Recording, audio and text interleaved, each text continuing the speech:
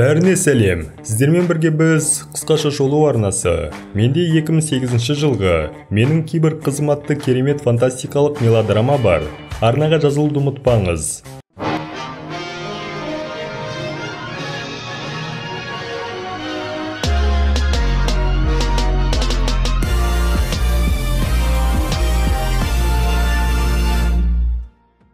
Бұл Джиро, дегенмен мен оны Даки деп атайтын боламын.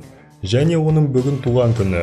Ол өзіне сыйлық сатып алып, дәл бір жыл бұрын сауда орталығында серуендеп жүргенде, оған жақын жерде жүретін және оған үнемі күлімсіреп қарайтын өте әдемі қызды қалай байқағанын есіне алады. Дүкенде ол қыздың жаңа киім киіп, төлем жасамай шыққанын көреді. Ол әлі де оның қасында жүр, бірақ жақындауға батылы жетпейді. Тек оған жұмбақ ретінде қарап, оны бұрыннан білетін сияқты.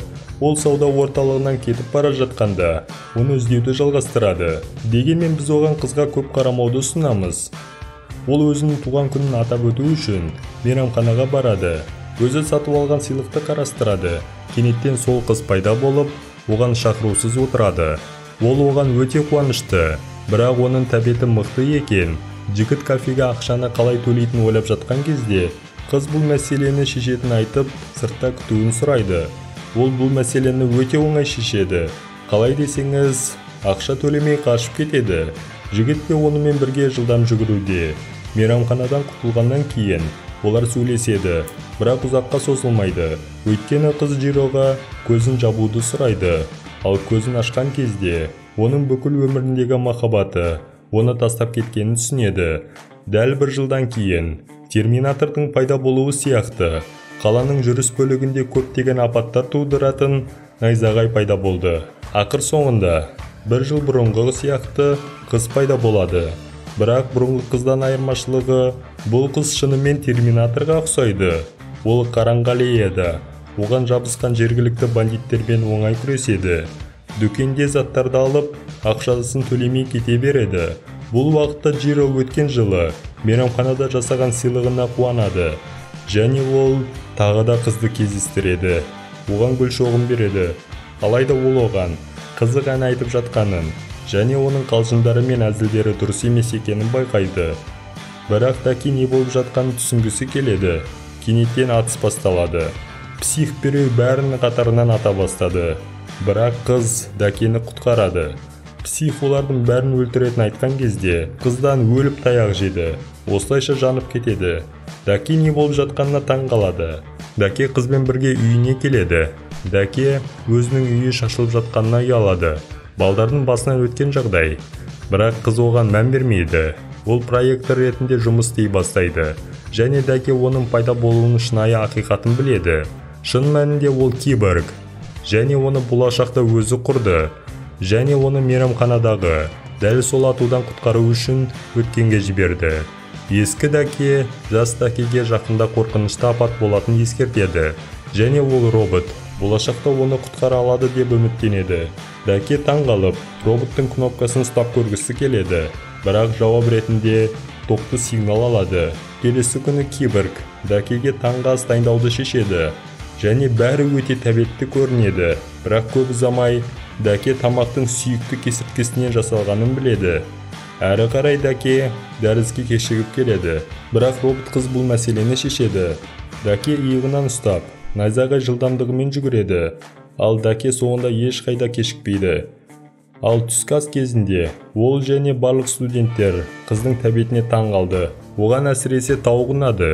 Кейінірек бұл күні Даки киборг қызын достарымен таныстырады. Бірақ оған басқа қыздар сияқты болуы өте қиын.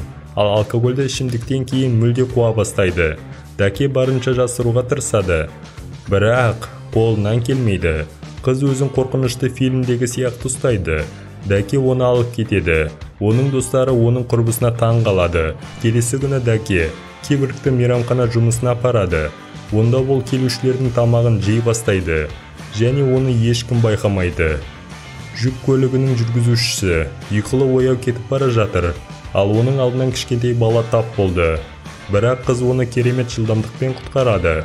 Содан кейін ол ештеңе болмағандай мейрамханаға оралады. Бірте-бірте Даки оған ғашық бола бастайды. Ол оған нағыз қыз ретінде қарай бастайды. және киборгты адам болуға мәжбүр етеді. Дәке оның кнопкалары қайда екенін білгісі келеді, бірақ әр жолы оның әрекеттері түбімен тоқталады. Алайда робот қыздың болуы фермаға пайдалы нәрсе. Содан кейін автобусына астан $1 алу, немесе оны проектор ретінде пайдалану. Дәке де оған қамқорлық жасай бастады. Оны төсекке жатқызады. Бірақ таңертең ол түнде не істейтінін түсінбейді. Оның беті соншалықты лас. Көп ұзамай адамдарды апаттан құтқаратыны белгілі болды. Дәке сол сәтте бала кезіндегі өз қаласындағы жер сілкінуді есіне алады. Қыз оған уақытқа саяхаттай алатындықтан, оны сол жерге қайтаруға мүмкіндігі бар деп сендіреді. Олар дереу сол жерге баруды шешеді. Ал Дәке ғимаратты есіне сақтағанына өте қуанышты. Олар барлық адамдар мерекені атап өтетін көшеде жүреді. Ал Дәке барлық жерде таныш жүздерді көре бастайды. Содан кейін ол өзінің кішкентай бала кезін көреді. Кішкентай Дәкенің анасына жүгіріп бара жатқанын көреді. Олар балалық шағында қазыналарын жасырған құпия жерге бет бұрып, отбасының суретін, болашаққа деген әсерлі хатын оқиды. Дәке оған қайтаруға көмектескен естеліктеріне қуанады. Және ол қызға шын жүректен алғыс айтады. Олар қайтып келеді, бірақ Дәке уақыт саяхатының салдарынан ауруханада жатыр. Роботына қарап, ол оған деген сезімін сезіне ме, әлде бәрі оның қиялы мен бос үміті ме деген сұрақтарды қоя бастайды. Келесі күні Дәке жаңалықтарда қылмыскер мектепті қоршап алғанын көреді. Қатыгез адам мұғалімдерді өлтірмекші. Кенеттен ғимаратқа бір әйел кіріп, баспалдақпен жүгіреді. Және ол оны терезеден лақтырып, адамдарды оңай залалсыздандырады. Полиция қылмыскерді ұстай алды, ал Дәке қуанады, өйткені бұл оның қызы, және ол супер қаһарман. Ол роботына көбірек ғашық бола бастап, соңында оны сүюге шешім қабылдайды. Бірақ өкінішке орай ол көңілсіз болады. Қыз олардың сүйсі-пүсінен ешқандай эмоцияны сезінбейді. Ол оның ренжігенін көріп, қайталап көруді ұсынады. Бірақ Дәке бас тартады. Ол роботтың махаббатына жауап бере алмайтындығына ренжіді. Дәке қызды қандай да бір жолмен қозғауға және эмоцияларды көрсетуге тырысады. Ол роботты қызғануға шешім қабылдайды. Басқа елдермен сөйлеседі, бірақ ол сәтсіздікке ұшырайды. Соңында робот тек нашарлайды. Қыз Жироға жетіп, оның артынан саябаққа қарай жүгіреді. Онда Дәке қызғанышпен жасауға тырысып, басқа қызды сүюге тырысады. Бірақ оның орнына шапалақ жейді. Дәкені қорғауға арналған киборг байқұс қызды ұстап алып, оны жыртып тастайды. Бұл әзіл. Оны лақтырып жібереді. Дәке ашуланып, оны әрқашан қалағанына қарама-қарсы әрекет етеді деп айыптайды. Нәтижесінде олар бір кездері қыз оны тастап кеткен жерге келеді. Дәке оған көзін жұмуды сұрайды, өйткені ол оны ешқашан көргісі келмейтінін айтып кетеді. Міне осындай махаббат. Және ол қызды жалғыз қалдырып ашуланады. Досымен ажырасқаннан кейін Дәке өзінің әдеттегі өміріне оралады, бірақ робот туралы көп ойлайды. Ол оны қатты сағына бастайды, алайда ол жоғалып кетпеді. Робот оның жалғыз қалмауы үшін оған жануар береді. Сонымен қатар, оған терезенің сыртында хабарлама қалдырады. Дәке оның қамқорлығына қатты әсер етеді, бірақ кенеттен бүкіл ғимарат дірілдей бастайды. Күшті жер сілкінісі басталды. Ол қорқып терезеге қарағанда, ғимараттар қирауды. Көп ұзамай Дәкенің пәтері құлап, қабырғалары жарылып, еден аяқ астына кетеді. Бірақ бақытымызға орай, робот қыз оны соңғы сәтте ұстап алып, оны барлық құлаған қоқыстардан қорғайды, ал бүкіл ғимарат қирандыға айланады. Дәке оның сүйіспеншілігімен құшақтап, бұрын айтқан сөздері үшін кешірім сұрайды. Бірақ қуануға әлі де ерте, өйткені қауіп әлі өтпеді, және бүкіл қала карта үйі сияқты құлады. Көшелердегі адамдар қашып кетеді, ал ғимараттар олардың басына құлап, жаппай хаос тудырады. Робот қыз өзінің жігітін ұстап алып, өмірін сақтап қалуға тырысады. Оны құлаған қоқыстарынан қорғап, денесімен барлық тастарды жауып тастайды. Кенеттен жүк көлігі робот қызды қатты соққымен соғады. Қуанышқа орай, оған ештеңе болмаған. Осындай қиын кезде қашу орнына Дәке тағы да құшақтасады. Бірақ қыз үйдің құлап жатқанын байқайды, және бірге қашуға уақыт жоқ екенін түсініп, Дәкені итеріп жібереді. Ал темір бетондар қыздың бетіне түседі. Ер адам жылап өлгенмес бұрын, жер қайтадан дірілдей бастайды. Үлкен тесік пайда болып, Дәке соған түсіп құлау үстінде, бірақ таңғаларлығы, Киборг қызды бетондар өлтірген жоқ. Ол тез есін жинап, ер адамның қиыншылыққа тап болғанын көреді. Ол турбо режимін қосып, қоқыс астынан шығады және Дакені ұстап алып құтқарады. Ол досымен не болғанын көргенде таң қалады.